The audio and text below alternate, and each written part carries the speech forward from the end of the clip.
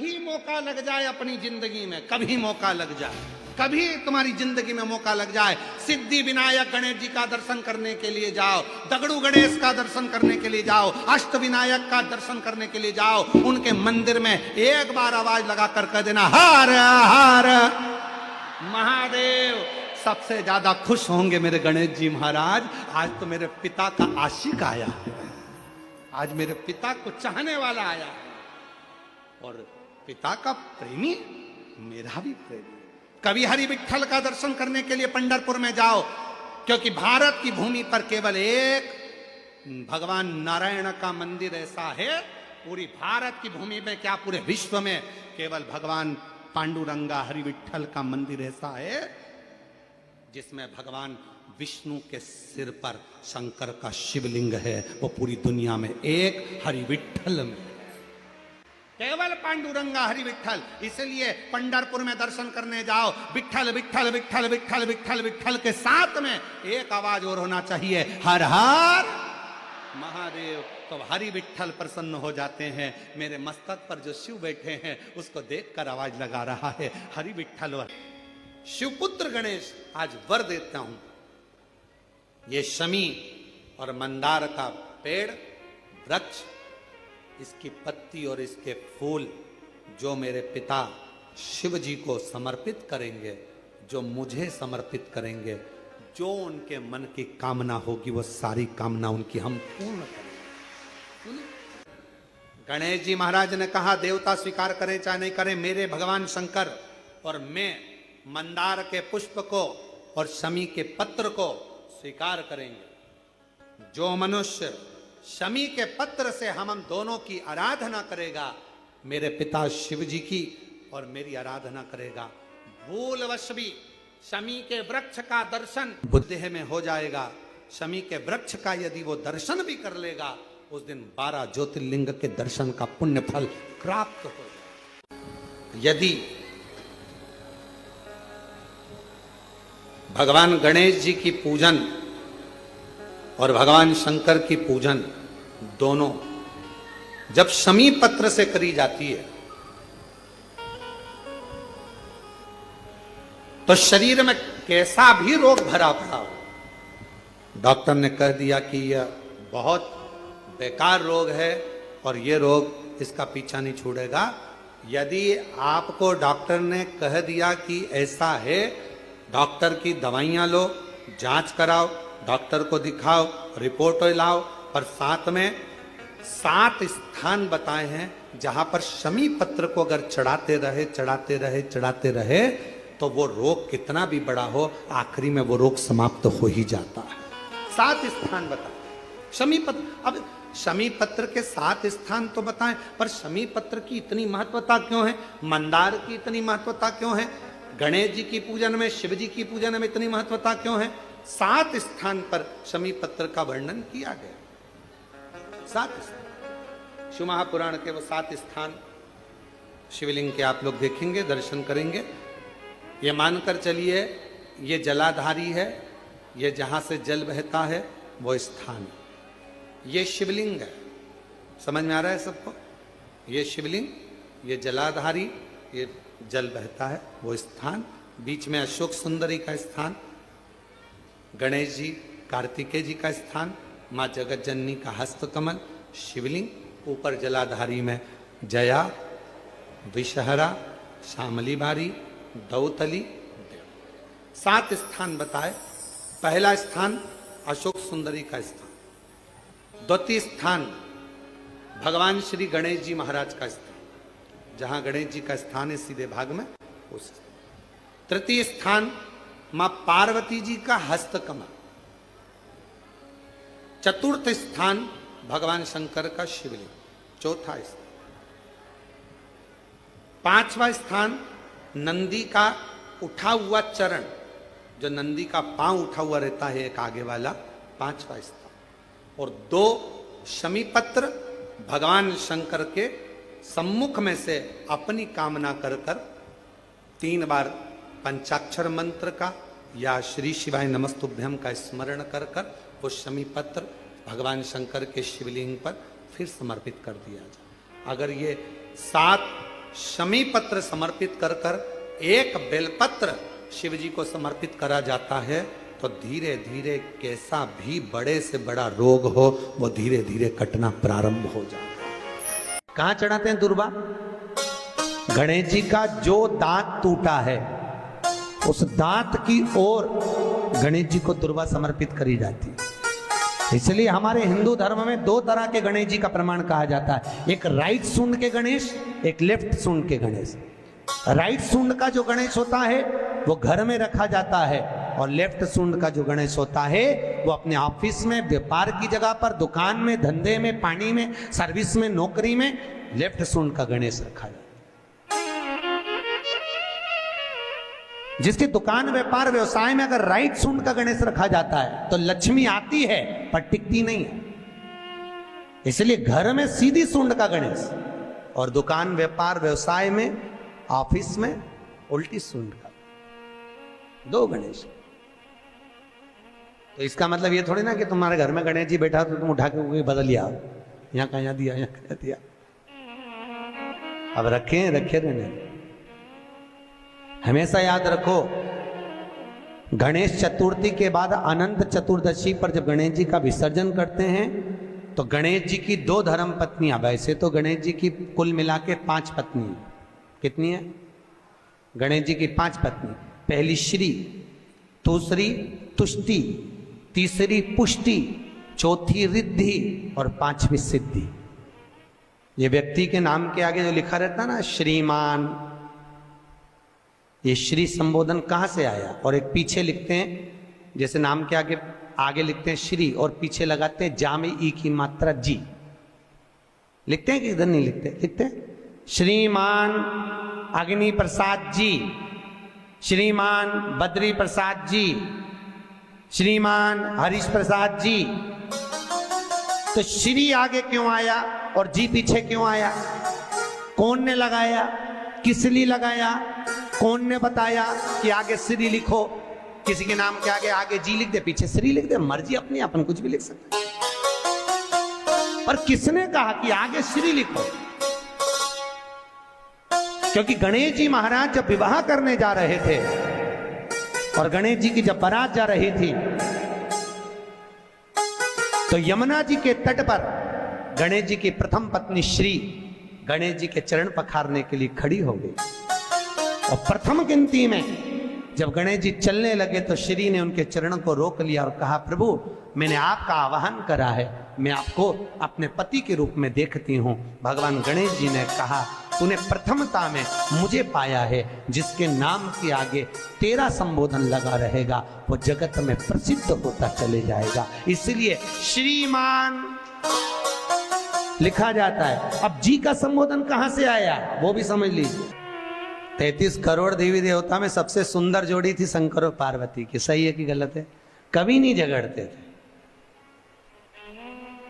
इसलिए पृथ्वी पर ना तो लक्ष्मी जी के व्रत हैं, ना ब्रह्माणी के व्रत हैं, ना इंद्राणी के व्रत हैं।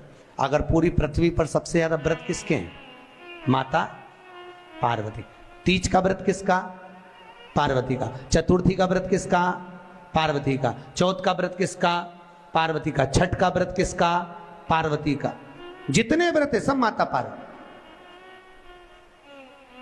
लक्ष्मी जी का कोई व्रत है क्या? अरे बोलो तो, ये आप लोग वैभव लक्ष्मी का व्रत करते हो, ये पुराना व्रत नहीं है, ये तो अभी अभी लोगों ने चालू कर दिया। ये लक्ष्मी, यहाँ कई लोग अमावस्या के दिन, दिवाली के दिन व्रत रख लेते हैं, हमारे शास्त्रों में उसका भी प्रमाण नहीं है। वो तो तुम लक्ष्मी के चक्कर में रख लेते हो कि दिन भर भूखी रहूंगी तो लक्ष्मी जल्दी आ जाएगी।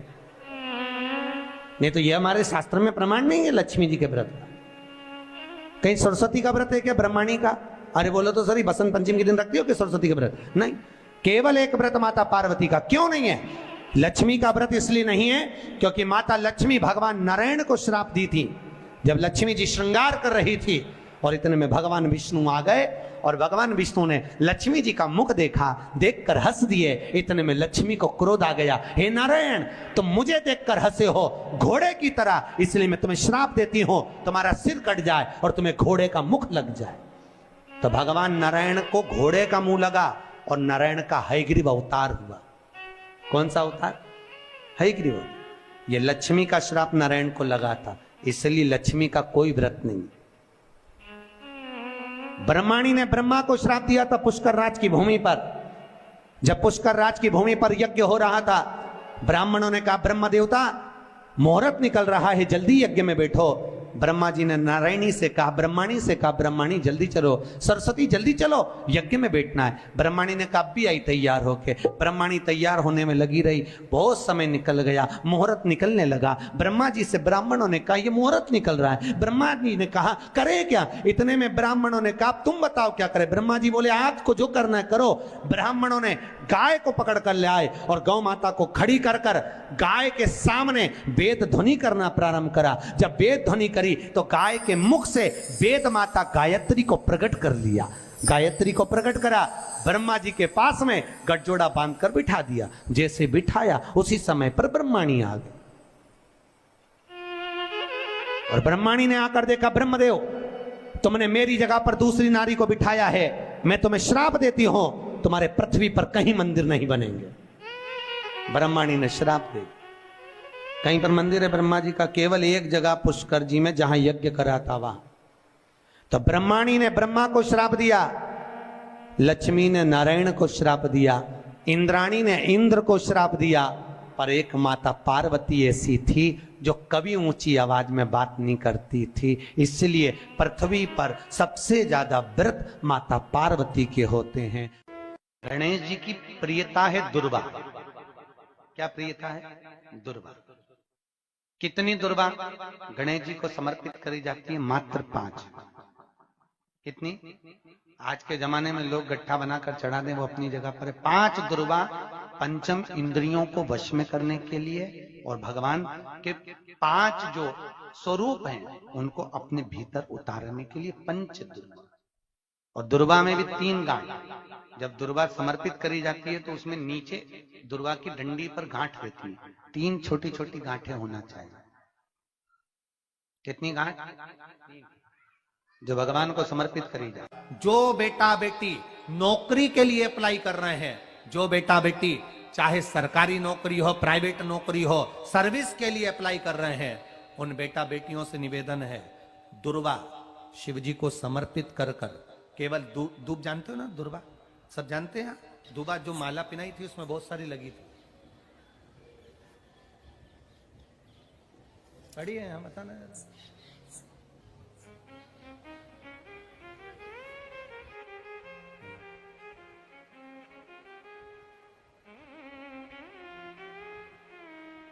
दुर्वा। जो बेटा बेटी सर्विस के लिए अप्लाई कर रहे हैं, तुम मेहनत करो, पढ़ाई करो, खूब पढ़ो, खूब तैयारी करो, अच्छे से तैयारी करो। जितनी मेहनत तुमने पूर्व में करी उससे दुगनी मेहनत तुम करो उस नौकरी को पाने के लिए। और साथ में जब एग्जाम के लिए जाओ, कहीं इंटरव्यू देने के लिए जाओ, दुर्वा शिव जी को, इस दुर्वा का जो डंडी का मुख है ये अशोक सुंदरी वाली जगह, फिर समझ लीजिए जैसे ये शिवलिंग, ये गोल जलाधारी, यहां से पानी नीचे गिरता है, बीच में अशोक सुंदरी का स्थान होता है। तो ये जो दुर्वा हम चढ़ाएंगे तो इसका डंडी का मुख शिवलिंग की पर चढ़ाएंगे तो ये शिवलिंग पर डंडी की जो भाग है वो अशोक सुंदरी की ओर हो गया और ये भाग इस ओर हो गया। शिव जी को समर्पित कर कर पहले दुर्वा चढ़ाएंगे, उसके बाद में देवादिदेव महादेव को 1 लोटा जल जो तुम घर से लेकर गए हो वो समर्पित करो। 3 महीना लगातार अपनी पढ़ाई की मेहनत करो, अपने इंटरव्यू की मेहनत करो और खूब अच्छा पढ़कर साथ में 1 लोटा जल और दुर्वा, शिव जी को भले 10 दुर्वा की जगह केवल 1 दुर्वा चढ़ाओ, चढ़ाकर जल चढ़ाना। 3 महीने तक लगातार बाबा से प्रार्थना करना। विश्वास कहता है अगला पत्र तुम्हारा व्यासपीठ पर होगा, नौकरी मिलेगी, निश्चित है। आप करो मेहनत, कर्म करने में पीछे मत हटना, पढ़ने में पीछे मत हटना, विद्या अध्ययन करने में पीछे मत हटना, अच्छी एजुकेशन पाने में पीछे मत हटना। पहले मेहनत अपनी करो। पूर्व में जो इंटरव्यू दिए हैं उसमें जितनी कमी रह गई, अगली कमी को पूर्ण करने के लिए अच्छी मेहनत करो, खूब पढ़ो, खूब अच्छे से विद्या अध्ययन करो और फिर बाबा पर समर्पित होकर जाओ, बाबा पर विश्वास कर कर जाओ। भरोसा पूरा कर कर जाना। इंटरव्यू देते समय अपना विल पावर मजबूत होना चाहिए कि मेरे साथ मेरा काल अधिपति महाकाल है, अब निकल कर मानो। हम दुकान खोलते हैं, कपड़े की दुकान खोल रहे हैं, किराने की दुकान खोल रहे हैं, लोहे की दुकान खोल रहे हैं, भंगार की दुकान खोल रहे हैं, किराना की दुकान खोल रहा है, पान की दुकान खोल रहा है। हम दुकान खोलते हैं, पर दुकान खोलने से पहले तुम्हारे दो मन हो जाते हैं, चलेगी कि नहीं चलेगी। खोल तो लूंगी, चलेगी कि नहीं चलेगी। जिस दिन तुम दुकान खोलो, 1 महीने पहले, 2 महीने पहले, 3 महीने पहले बाबा को दुर्वा चढ़ाकर, 1 लोटा जल चढ़ाकर नियम बनाकर जाना, 3 महीने बाद मैं दुकान खोल रही हूं, 2 महीने बाद मैं दुकान खोल रही हूं, और मेरा विश्वास कहता है दुकान चलेगी। जिस दिन तुमने विचार कर लिया कि दुकान चलेगी कि नहीं चलेगी, तो वो नहीं चलेगी। जिस दिन तुमने विचार कर लिया कि दुकान खोल रही हूं, मेहनत करूंगी, दिल से करूंगी, भले मेरे पास ज्यादा माल नहीं है, जितना माल खरीद के लाऊंगी उतना बेच कर बताऊंगी, क्योंकि मेरे साथ काल अधिपति महाकाल है, तो वो चलेगी। विश्वास दृढ़ करो, भरोसा पक्का करो। जिस दिन तुम्हारा विश्वास दृढ़ हो गया, उस दिन तुम विजय हो गए, उस दिन तुम आनंदता में हो गए। बच्चों का विल पावर कमजोर हो रहा है, दोस्त कह देते हैं सीए की पढ़ाई बहुत कठिन है, इंजीनियरिंग की पढ़ाई बहुत कठिन है, डॉक्टर की पढ़ाई बहुत कठिन है। साथ वाले ऐसे मत ढूंढना जो तुम्हारा विल पावर कमजोर कर दे। ये वाली फैक्ट्री खोलेंगे तो हो सकता है नुकसान हो जाए, इसलिए ये फैक्ट्री खोलने का मन नहीं हो रहा है। फैक्ट्री का सेटअप जम गया, सब कुछ जम गया, और मालूम पड़े, विचार करा कौन चलाएगा, कैसे होगा, कैसे चलेगी, तो वो फैक्ट्री कभी नहीं चलेगी। तुमने सोच लिया कि अपने क्षेत्र में नहीं है, मेहनत करूंगा, 4 चांद लगाऊंगा, कहीं पर भी जाऊंगा, पर जीत कर बताऊंगा, तो वो फैक्ट्री भी भग दौड़ेगी। निश्चितता है आपका विल पावर कमजोर नहीं होना चाहिए। शिव महापुराण की कथा यहां तक कहती है, मंदिर में जल चढ़ाने जाओ तो अपने घर से जल लेकर जाओ। मंदिर में तो बाल्टी भरकर रखा रहता है, लोटा भी रखा रहता है, कलश भी रखा रहता है। मंदिर का पानी भरकर, मंदिर की बाल्टी में से जल भरकर शंकर भगवान को नहलाना सरल है। अपने घर से जल लेकर जब जाओगे तो घर का वास्तु दोष, घर का पितृ दोष और घर का काल सर्प दोष तीनों उस लोटे के माध्यम से जाएगा और शिव को समर्पित हो जाएगा। तो उन्होंने पूछा, गणेश जी फिर ही कब रहते हैं? तो हमने कहा अब ये तुम्हारे ऊपर, हमको तो मालूम भी नहीं, हम तो अपॉइंटमेंट लिए भी नहीं उनसे, तो तुम्हें ज्यादा स्मरण। तो आप शंकर जी की कथा करते हो, आपको नहीं मालूम कि गणेश जी कब फ्री रहते हैं? हमने कहा गणेश जी फ्री रहने का केवल एक समय होता है, एक टाइम होता है, एक पल होता है, एक घड़ी होती है कि गणेश जी महाराज हमारे घर में आ गए। गणेश जी की सबसे पहली जो आरती हो, उस आरती के समय पर अगर धूप बत्ती जलाई जाए या गोबरी को जलाकर उसमें गूगल छोड़ी जाए और गूगल छोड़ने के बाद गणेश जी का नाम ध्रुम वर्ण कह दिया जाए, तो गणेश जी को तुम्हारे घर की पूजा स्वीकार करना पड़ती है। बस वो समय हम जानते हैं। हम तो बस उतना जानते हैं कि शिव महापुराण में लिखा और मुद्गल पुराण में लिखा, गणेश पुराण में लिखा, गणेश जी का एक नाम होता है ध्रुम वर्ण। क्या नाम है? ध्रुम वर्ण गणेश जी का एक नाम होता है। जब हम धूप जलाकर और धूप लगाने के बाद में गणेश जी की सबसे पहली आरती करने के पहले अगर हम सबसे पहली आरती गणेश जी की कर रहे हो, अपने घर में स्थापना कर रहे हो, बिठा रहे हो, और तुम चाहते हो कि गणेश जी मेरे घर में आके मेरी पूजा को स्वीकार करें और जो मांगू मेरा गणेश मुझे दे 10 दिन के अंदर, तो पहला नाम लेकर पुकार लेना ध्रुम वर्ण विनायक, बैठो, बस काम हो गया। वो फ्री होकर आता है, वो बैठता है, अलमस्तता में बैठता। ये दुर्वा बुधवार के दिन जो बार इस बार पड़ रहा है उस दिन समर्पित करिए। 41 दुर्वा प्रत्येक बुधवार को गांठ लगाकर गणेश जी को समर्पित कर कर वापिस उठाकर उस दुर्वा को खाली पेट, आपके घर में भी गणेश जी होंगे, उनको समर्पित करो। खाली पेट इस दुर्वा को केवल चबा चबा कर खा लो और आधे घंटे बाद पानी को पी लो।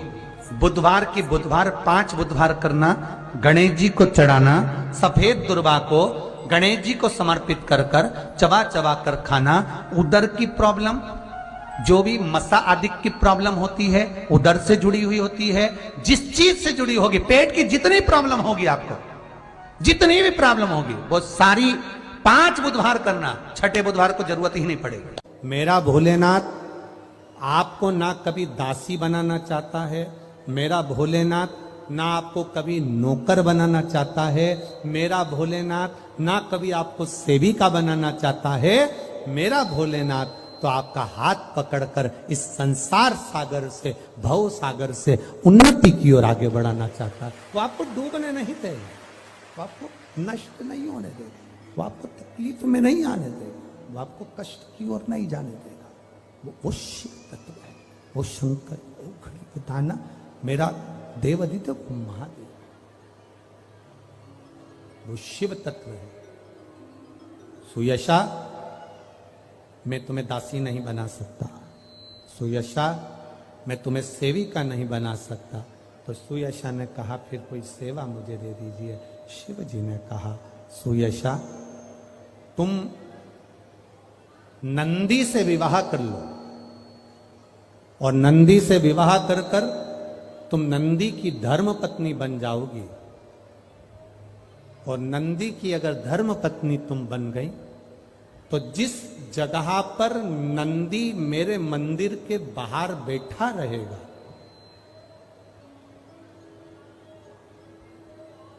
नंदी जिस जगह पर मेरे मंदिर के बाहर बैठा रहेगा, सुयशा उसके कर्णों में, कर्णों के करीब में तू स्वयं विराजमान रहेगी। सुयशा, जब कोई नारी, जब कोई पुरुष, जब कोई बच्चा, जब कोई बुजुर्ग, जब कोई भी संसार सागर में रहने वाला मानव मेरे मंदिर में आएगा और नंदी के कान में कुछ कहकर जाएगा, तब तू उसको सुनकर मां पार्वती से कहेगी, और पार्वती जब मेरे साथ प्रतिदिन प्रदोष काल में, प्रदोष के समय, शाम के समय भ्रमण पर जब पार्वती मेरे साथ जाएगी, तो पार्वती मैया जिसके सामने नंदी को रोक देगी, मैं उसके ऊपर कृपा करते हुआ चले जाऊंगा। ये हमारा भाव शिव महापुराण की कथा वर्णन कर रही, ये हमारा भाव भगवान देवादिदेव महादेव का चरित्र वर्णन कर रहा, ये शिव तत्व वर्णन कर रहा। कितने लोग हैं जो भगवान नंदी के कानों में कुछ कहकर आते हैं? बोले हो कभी? सीधे बोल देते हो क्या जाकर? नंदी के कानों में कहने का भी एक तरीका है, आप लोगों को मालूम होगा वो तरीका? नहीं मालूम? ये बेलपत्री की जो डंडी रहती है ना, बीच का जो भाग है, ध्यान दिए ना जरा सा, ये बीच की जो डंडी है, फिर से देखिए, बेलपत्री के 2 पत्ते और उसके पास में जो बीच की जो डंडी का भाग है, दिख रहा है आप लोगों को? ये 2 डंडी, ये बीच की 2 पत्ती और उसके बीच में जो 2 डंडी का भाग होता है। जब हम देवादिदेव महादेव से कोई बात कहने वाले होते हैं ना, कि बाबा बहुत दुखी हूं, बाबा बहुत तकलीफ चल रही है, बाबा मैंने एक कंपटीशन एग्जाम में परीक्षा दी है, बाबा मेरे जीवन में ये तकलीफ हो रही है, बाबा, तब इस बेलपत्री की जो ये डंडी होती है, इस उंगली से, इस अंगुष्ठ से इस डंडी को पकड़ा जाता है, और बाबा के कर्ण में कहने से पहले ये हाथ को नंदी के ऊपर रखकर फिर हम बाबा के नंदी के कानों में कहते हैं, और चलते समय इस बेलपत्र को अशोक सुंदरी की जगह पर चढ़ाकर वापिस सजाते हैं। देवादिदेव महादेव को पार्वती की बात मानना ही पड़ती है और वो कहना ही पड़ता है। ये बेलपत्र की महत्व, ये जितना फल एक बेलपत्र की पत्ती में, उतना की उतना फल हम आपसे फिर कहेंगे। कभी मौका मिल जाए जिंदगी में, कभी तुम्हारे जीवन में अगर मौका मिले और कहीं बेलपत्री का वृक्ष मिल जाए जिसकी छांव तुम्हारे ऊपर पड़ रही हो, तुम्हारे ऊपर अगर बेलपत्री की छांव पड़ रही हो, उसके नीचे बैठकर कभी मौका मिले, एक बेलपत्री का पत्ता मात्र रखकर आप शिव जी का नाम लेकर जल भी अगर समर्पित कर रहे हो ना, तो वो 12 ज्योतिर्लिंग को जल चढ़ाने के बराबर फल प्रदान कर। एक बेलपत्री का पत्ता, एक बेलपत्री का वृक्ष, एक बेलपत्री के वृक्ष की छांव हमारे जीवन को कृतार्थ कर देती है, धन्य कर देती है, कृतार्थ।